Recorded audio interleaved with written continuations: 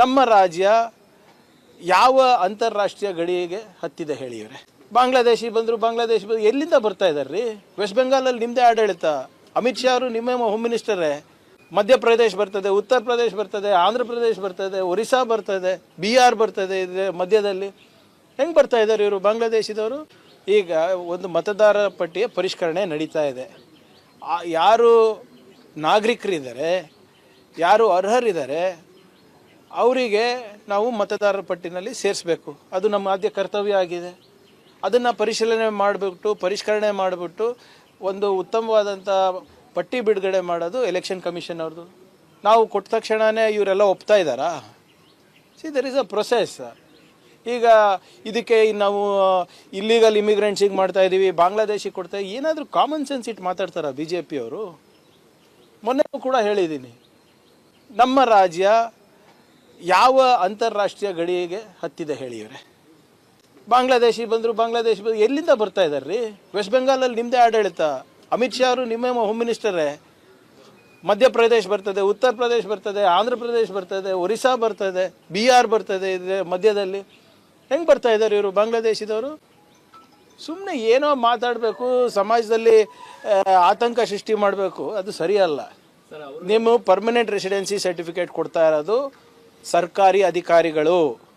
ನಿಮ್ಗೇನಾದರೂ ತೊಂದರೆ ಇದ್ದರೆ ಅದನ್ನು ಪ್ರೂವ್ ಮಾಡಿ. ಅದನ್ನ ಕೊಡೋ ಅಧಿಕಾರ ರಾಜ್ಯ ಸರ್ಕಾರಕ್ಕಿಲ್ಲ, ಅದನ್ನ ಕೊಡಬೇಕಾಗಿರೋದು ಕೇಂದ್ರ ಗೃಹ ಇಲಾಖೆ. ಇವ್ರು ಯಾಕೆ ಕೊಡ್ತಿದ್ದಾರೆ ಅನ್ನೋದು ಒಂದು. ಎರಡನೇದು ಸರ್, ನೋಡಿ, ಪರ್ಮನೆಂಟ್ ರೆಸಿಡೆನ್ಸಿ ಸರ್ಟಿಫಿಕೇಟು ರಾಜ್ಯ ಸರ್ಕಾರ, ಅಂದರೆ ನೀವು ಇಲ್ಲಿ ವಾಸ ಮಾಡ್ತಾ ಕೊಡಬೇಕಲ್ಲ, ವಾಸ ಪ್ರಮಾಣ ಶಾಶ್ವತ. ಈಗ ಇಫ್ ಯು ಆರ್ ನಿಮ್ಮ ಯಾವುದು ನಿಮ್ಮ ಲಾಜಿಕಲ್ ಡಿಸ್ಕ್ರಪೆನ್ಸೀಸ್ನಲ್ಲಿ ಹೆಂಗೆ ತೆಗಿತಾ ಇದ್ದಾರೆ ಹೇಳಿ? ಆಮೇಲೆ ಎಲ್ಲಿ ಕೊಡಬಾರ್ದಂತ ಎಲ್ಲಿದೆ? ಈಗ ವೆಸ್ಟ್ ಬೆಂಗಾಲಲ್ಲಿ ನೋಡಿದ್ರಲ್ಲ, ಸುಮಾರು 1 ಕೋಟಿ ಜನರಿಗೆ, ನಾಗರಿಕರಿಗೆ ಏಕಾಏಕಿ ತೆಗೆದುಬಿಟ್ರು.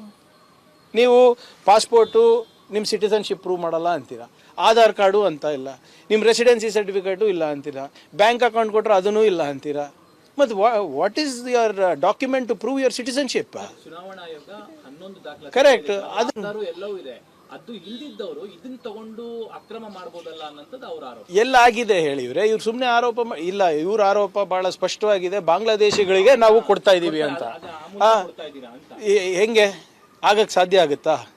ಸುಮ್ಮನೆ ನಾನು ಹೇಳ್ತಾ ಇಲ್ವಾ, ಇವರಿಗೆ ಯಾವುದೇ ರೀತಿಯಾದಂಥ ಸುಳಿವು ಸಿಗ್ತಾ ಇಲ್ಲ, ಯಾವುದೋ ಎಕ್ಸ್ಕ್ಯೂಸ್ ಸಿಗ್ತಾ ಇಲ್ಲ. ಇವರೇ ಹೊಸ ಎಕ್ಸ್ಕ್ಯೂಸ್ಗಳನ್ನು ಸೃಷ್ಟಿ ಮಾಡ್ತಾ ಇದ್ದಾರೆ. BLAಗಳ್ದು ಮಾಡಿದ್ರು, ಇದು ಮಾಡ್ತಾ ಇದ್ದಾರೆ. ನ್ಯಾಷನಲ್ ಥ್ರೆಟ್ ಅಂತೆ ಇದು ರೀ. We are a state government, ಜವಾಬ್ದಾರಿ ಅಂತ ರಾಜ್ಯ ಸರ್ಕಾರ. ನಾವು ನಮಗೆ ನ್ಯಾಷನಲ್ ಥ್ರೆಟ್ ಅಂತ ಹೇಳ್ತೀರ, ನಾಚಿಕೆ ಬರಲ್ವಾ BJP ಅವರಿಗೆ? ಏನು ನಮಗೇನು ಕಾನೂನು ಅನ್ನೋದು ಗೊತ್ತಿಲ್ವಾ? ಸಂವಿಧಾನ ಅನ್ನೋದು ಗೊತ್ತಿಲ್ವಾ ನಮಗೆ? ಇವೆಲ್ಲ ನೋಡಿ ಅವರಿಗೆ ಮನವೊಲಿಸಕ್ಕೆ ಮಾಡ್ತಾರೆ. ನಾನು ಹೇಳಿದ್ದೀನಿ ನೋಡಿ ಇವರೇ, ಇವೆಲ್ಲನೂ ಕೂಡ ಅವರ ಸ್ಟ್ಯಾಂಡರ್ಡ್ ಆಪ್ರೇಟಿಂಗ್ ಪ್ರೊಸೀಜರು. ವೆಸ್ಟ್ ಬೆಂಗಾಲ್ನಲ್ಲೂ ಇದೇ ಮಾಡಿದ್ರು. BLOಗಳ ಮೇಲೆ ಆಪಾದನೆ ಮಾಡಿದ್ರು, ಮಮತಾ ಬ್ಯಾನರ್ಜಿ ಅವ್ರ ಸರ್ಕಾರದ ಮೇಲೆ ಆಪಾದನೆ ಮಾಡಿದ್ರು, CEC ಹತ್ರ ಹೋಗಿ ನಾಟಕ ಮಾಡಿದ್ರು. ಅದಾದಮೇಲೆ SIR ಬಂತು. CEC ಅವ್ರು ಏನು ಮಾಡಿದ್ರು? ಲಾಜಿಕಲ್ ಡಿಸ್ಕ್ರಪೆನ್ಸಿ ಅಂತ ತಂದುಬಿಟ್ರು. ಅದರಲ್ಲಿ ಇರೋರು ಬರೋರಿಗೆಲ್ಲರಿಗೂ ಕೂಡ ಹೊರಗೆ ಹಾಕ್ಬಿಟ್ರು. ಅದೇ ಒಂದು ಪ್ರಕ್ರಿಯೆ ಇಲ್ಲೂ ಮಾಡ್ತಾ ಇದ್ದಾರೆ. ಅದಕ್ಕೆ ನಾವು ಮುಂಜಾಗ್ರತವಾಗಿ ನಾವು ಮಾಡ್ತಾ ಇದ್ದೀವಿ. ಈ ಕೇರಳನಲ್ಲಿ ಚುನಾವಣೆ ಸಂದರ್ಭದಲ್ಲಿ ಪಂಚಾಯತ್ ಕಡೆಯಿಂದ ವಾಸಸ್ಥಳ ಏನು ನಿಮ್ಮ ವಾಸುವ ಸರ್ಟಿಫಿಕೇಟ್ ಕೊಟ್ಟಿಲ್ವಾ? ಅದು SIR ಮಾಡೋ ಟೈಮಲ್ಲಿ ಯಾಕೆ ಕೊಡ್ತಾ ಇರೋದು?